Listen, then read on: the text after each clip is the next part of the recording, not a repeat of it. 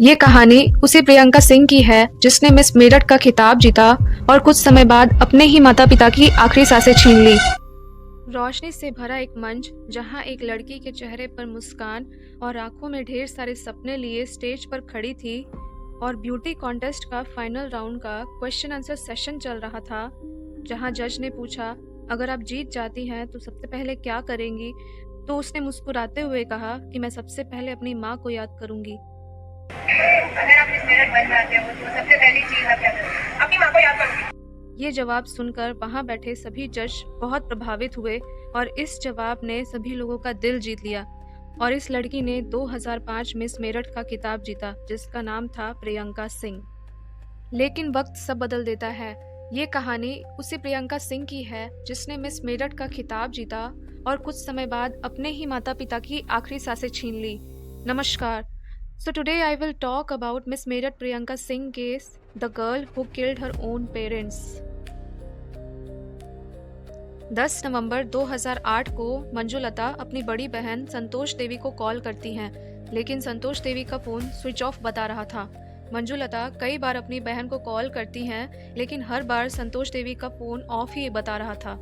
मंजुलता सुबह से अपनी बहन से फ़ोन पर बात करना चाह रही थी, लेकिन उनकी बात उनकी बहन से नहीं हो पा रही थी। इससे मंजुलता की चिंता और भी बढ़ गई क्योंकि संतोष देवी कभी भी अपना फ़ोन स्विच ऑफ नहीं रखती थी। मंजुलता ने फिर अपने जीजा प्रेमवीर सिंह को कॉल लगाया। प्रेमवीर सिंह के फ़ोन पर कॉल तो जा रहा था, लेकिन वहाँ से कोई रिस्पॉन्स नहीं आ रहा था। इसके बाद मंजुलता और भी परेशान हो जाती है क्योंकि इससे पहले कभी भी उनकी बहन और जीजा ने ऐसा नहीं किया था। 11 नवंबर 2008 को मंजुलता फिर से अपनी बहन और जीजा को फ़ोन लगाती हैं और फिर उनका जवाब नहीं आता है और बिना देरी किए वो अपनी बड़ी बहन के घर के लिए निकल जाती हैं। संतोष देवी और प्रेमवीर सिंह मेरठ के प्रेम प्रयाग कॉलोनी में रहा करते थे। उनकी बहन मंजुलता बिना देरी किए उनके घर पहुंचती है, जहां उन्हें उनका पेट डॉग छत पर बंधा मिलता है, जो कि एक अजीब बात थी। मंजुलता ने उनके पड़ोसियों से पूछना शुरू किया कि उनकी बहन और जीजा कहाँ गए, लेकिन किसी को कुछ भी पता नहीं था। मंजुलता की परेशानी और भी बढ़ने लगी और उसने उनकी खिड़कियों से उनके घर में झांकना शुरू किया, तो उन्होंने देखा कि घर के सारे लाइट्स ऑन थे, जो थोड़ा अजीब था क्योंकि जब भी कोई अपने घर से बाहर जाता है तो वो लाइट्स ऑफ करके जाता है, लेकिन इनके लाइट्स ऑन थी। पड़ोसियों ने मिलकर उनके घर का दरवाजा तोड़ा और अंदर देखा तो संतोष देवी और प्रेमवीर सिंह की लाश पड़ी हुई थी। ये सब देखकर सभी लोग चौंक गए और बिना देरी किए पुलिस को कॉल लगाया गया। पुलिस मौके पर पहुंचती है। शहर की पॉश कॉलोनी में हुए डबल मर्डर से पूरा मेरठ हिल गया। एसपी एसएसपी भी मौके पर पहुंचते हैं और देखने से लग रहा था कि ये लूटपाट के इरादे से किया हुआ मर्डर था, लेकिन कई सवाल भी उठ रहे थे कि बिना किसी तोड़फोड़ के घर में एंट्री की गई थी, यानी कातिल या लुटेरा वो आराम से घर के अंदर आया था। अलमारियों के ताले भी खुले हुए थे, ना कि तोड़े हुए थे। पड़ोसियों ने बताया कि कुत्ते के भौंकने की आवाज़ भी नहीं आई, यानी कुत्ते के सामने कोई परिचित था। जांच के दौरान किसी तरह के फोर्सफुल एंट्री नहीं की गई थी।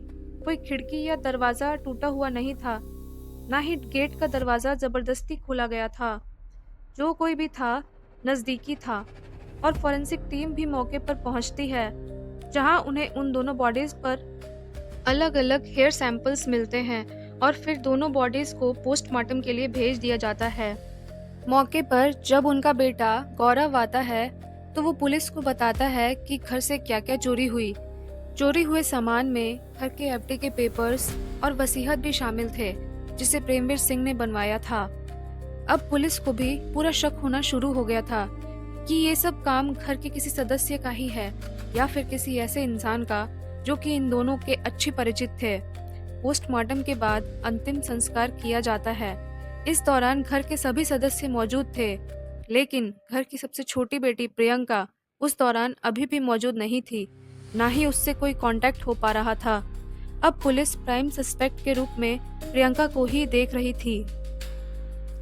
पुलिस को भी प्रियंका पर शक होना शुरू हो गया था, क्योंकि इतना बड़ा हादसा होने के बाद भी प्रियंका अपने घर में उपस्थित नहीं थी और ये बहुत अजीब बात थी। पुलिस ने जब प्रियंका की सीडीआर निकलवाई तो सीडीआर में पाया कि प्रियंका की बात उसके परिवार से ना के बराबर होती थी और 10 नवंबर से उसका फ़ोन भी ऑफ आ रहा था।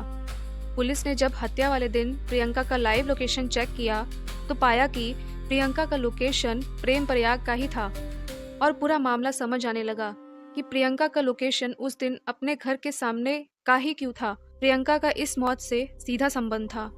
पुलिस ने प्रियंका के 10 नवंबर से पहले के लोकेशन को भी ट्रेस किया और जैसे ही पता चला कि कुछ समय पहले से प्रियंका मेरठ के ही टीपी नगर में रह रही थी, पुलिस ने टीपी नगर में सब्जी वाले बनकर इन्वेस्टिगेशन शुरू की और एक हफ्ते बाद 17 नवंबर 2008 को प्रियंका पुलिस के हाथ लगती है। इससे पहले पुलिस ने सीसीटीवी फुटेज भी चेक किया था जिसमें प्रियंका के साथ एक लड़की भी दिखी थी जिसका नाम अंजू था। इससे पहले कि हम ये जाने कि ये सब कैसे शुरू हुआ, थोड़ा प्रियंका और अंजू के पास्ट लाइफ के बारे में जानते हैं। उत्तर प्रदेश के मेरठ के पॉश कॉलोनी प्रेम प्रयाग में एक छोटा सा फैमिली रहता था जिसमें कुल 5 सदस्य थे।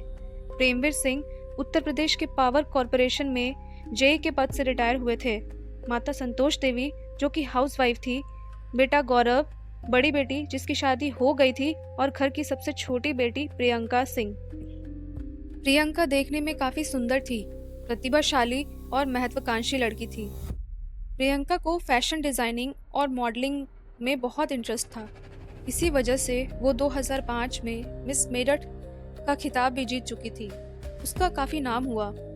कहानी इसी तरह आगे बढ़ रही थी। प्रियंका अपने आगे की पढ़ाई करने के लिए दिल्ली के कॉलेज में एडमिशन लेती है। प्रियंका हॉस्टल में रहकर पढ़ाई करने वाली थी और एक हॉस्टल लेकर दिल्ली में रहने भी लगती है, जहां उसकी मुलाकात अंजू से होती है जो उसकी रूममेट भी थी। अंजू उत्तर प्रदेश के अमरोहा की रहने वाली थी और वो भी इंटीरियर डिजाइनिंग का कोर्स करने के लिए दिल्ली आई थी। दोनों एक रूम में होते तो थे मगर उनमें ज्यादा बातें नहीं होती थी। दोनों अपनी पढ़ाई में लगी रहती थी और अपना अपना काम खुद किया करती थी। एक शाम अंजू काफी बेचैन हो गई क्योंकि प्रियंका हॉस्टल नहीं आई थी। उसका फोन भी नहीं लग रहा था। अंजू के मन में कई सवाल आने लगे थे। आखिर प्रियंका को इतनी देर क्यों हो गई? कहीं उसके साथ कुछ गलत तो नहीं हो गया? अचानक से दरवाज़ा खटखटाने की आवाज़ आती है और अंजू ने दरवाज़ा खोला तो प्रियंका सामने खड़ी थी। उसके अंदर आते ही अंजू ने प्रियंका को बहुत डांटा और कई सवाल पूछना शुरू कर दिए। इतनी देर कहाँ लग गई? लेट हो रहा था तो मुझे इन्फॉर्म क्यों नहीं किया? और तुम्हारा फ़ोन क्यों नहीं लग रहा था? प्रियंका चुपचाप खड़े होकर ये सब सुन रही थी।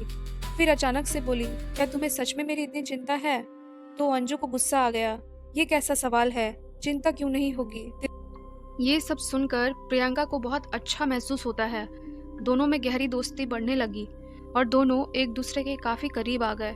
साथ खाते, साथ कॉलेज जाते, यहाँ तक कि साथ सोते भी थे।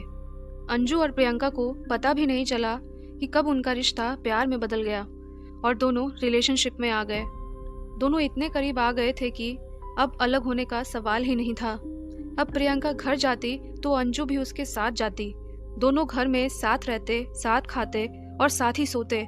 शुरुआत में ये सब नॉर्मल लग रहा था, लेकिन बाद में प्रियंका के फादर को भी ये सारी चीज़ें खटकने लगी। एक बार प्रियंका के पिता प्रेमवीर ने बात करते हुए पूछा कि ये अंजू अपने घर क्यों नहीं जाती है? तुम जब आती हो ये तुम्हारे साथ ही आती है। प्रियंका बोली, उसके घर वाले उसे टॉर्चर करते हैं, उसकी शादी कराना चाहते हैं। प्रियंका के पिता ने कहा, तो इसमें गलत क्या है? शादी की उम्र तो हो ही गई है। मैं भी तुम्हारी शादी के लिए लड़का ढूंढ रहा हूँ। शादी की बात सुनकर प्रियंका शॉक हो जाती है। उसके माइंड में शादी का कोई थॉट ही नहीं था। प्रियंका और अंजू एक साथ रहना चाहती थी।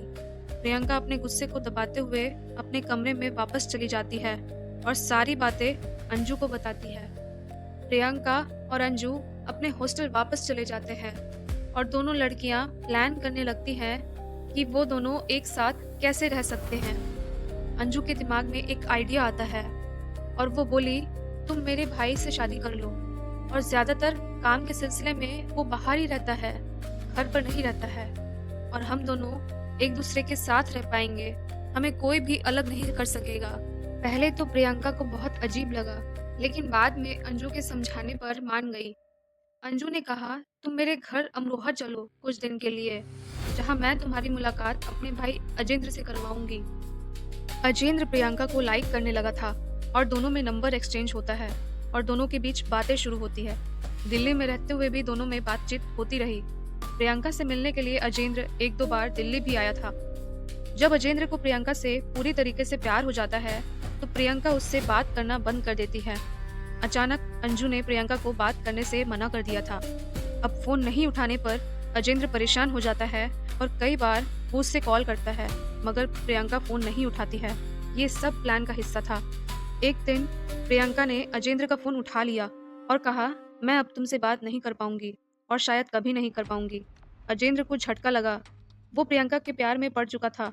उसने कहा, क्या हुआ है प्रियंका? प्रियंका बोली, मेरी शादी की बात चल रही है और तुम मेरे साथ टाइम पास कर रहे हो।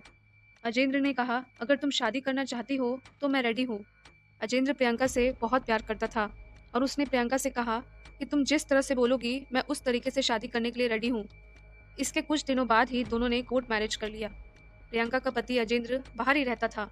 जिस तरह से अंजू और प्रियंका रहती थी उससे अंजू के घर वाले को शक होने लगा और उसके चाचा ने नजर रखना शुरू कर दिया। अंजू की फैमिली को भी प्रियंका और अंजू के रिश्ते के बारे में पता चल गया। वहीं दूसरी तरफ अजेंद्र को भी इस बात की भनक लग चुकी थी। इसी बीच एक दिन प्रियंका ने आरोप लगाया कि अजेंद्र के घर वाले उस पर गलत नजर रखते हैं। अंजू ने भी प्रियंका का साथ दिया और दोनों घर छोड़कर फिर दिल्ली शिफ्ट हो गई। ये सब बातें प्रियंका के घर वालों को भी पता चल जाती है, जिससे उन्हें बहुत गहरा सदमा लगता है। उन्हें एक ही साथ कई झटके लगते हैं।